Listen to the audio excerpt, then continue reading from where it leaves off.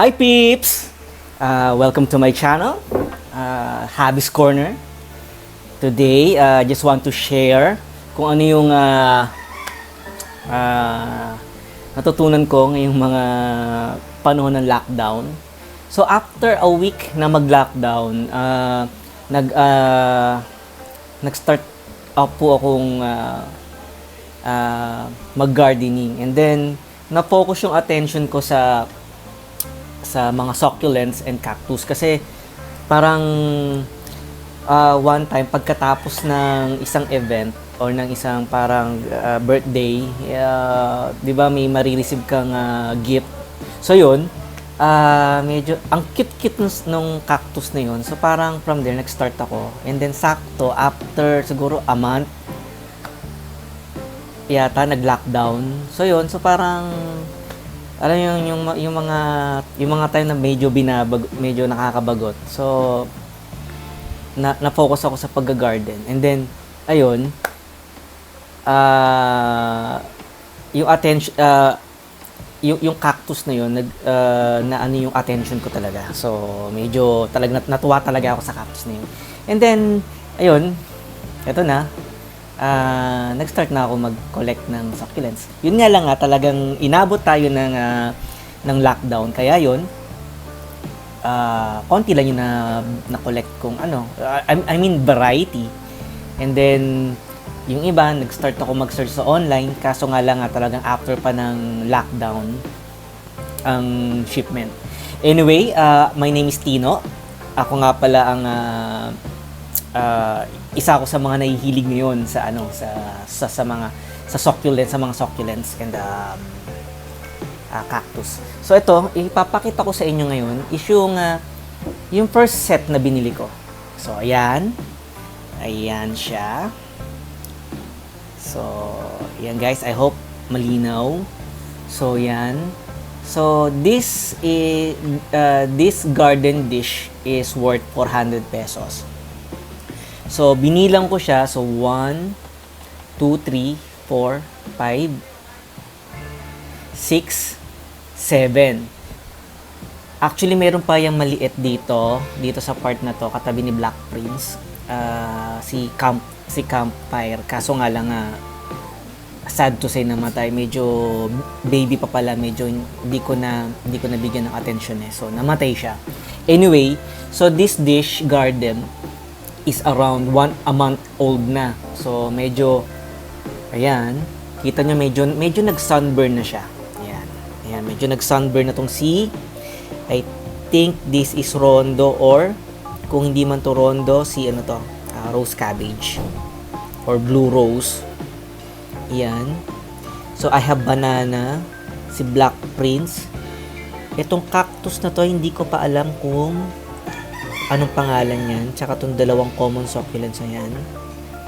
I don't know. I think parang sedum ata to I don't know. Anyway, ang hirap hanapin ang pangalan sa internet.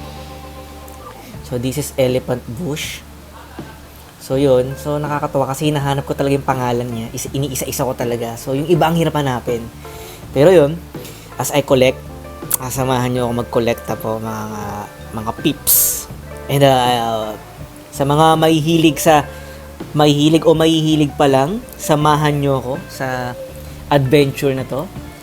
So, I have 3, yan. I have 3 small cactuses. I think, Gymno yata to. Or, Gymno family or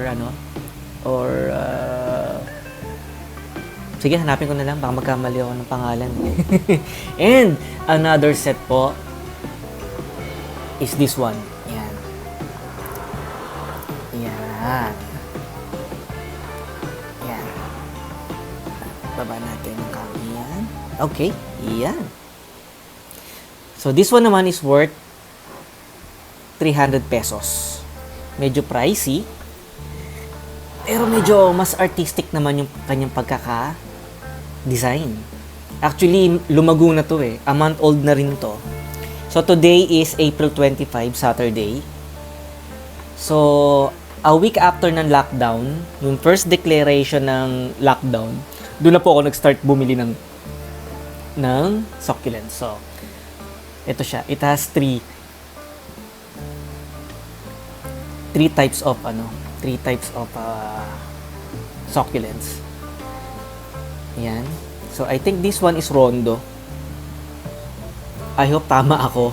Rondo. Variegated elephant bush. And this one is Mother of Millions or Mother of Thousands. So, medyo humahaba na siya. So, meron pa akong dalawang set ng Mother of Millions. Binibilad ko sa araw kasi napansin ko parang lumalantutay siya. So, itong mga Mother of Millions pala, gustong-gusto niya yung araw. So, nilabas ko siya. Ngayon, ang ganda na niya. So, siguro sa susunod na video, papakita ko sa inyo kung ano yung itsura ng Mother of Millions. Yung Mother of Millions na yun. So, yun guys. Actually, marami akong ine-explore like propagation, repotting, and kung ano yung pwede kong gawin. Dish garden maybe. Actually, meron akong ginawa kaso medyo hindi pa ako ganun kasanay humandle ng mga succulents tsaka mag-pairing. So, siguro as we go along, samahan niyo po ako sa ating pag-explore. And yun lang guys. And peeps, I hope next video samahan niyo ulit ako. And explore natin World of Succulents.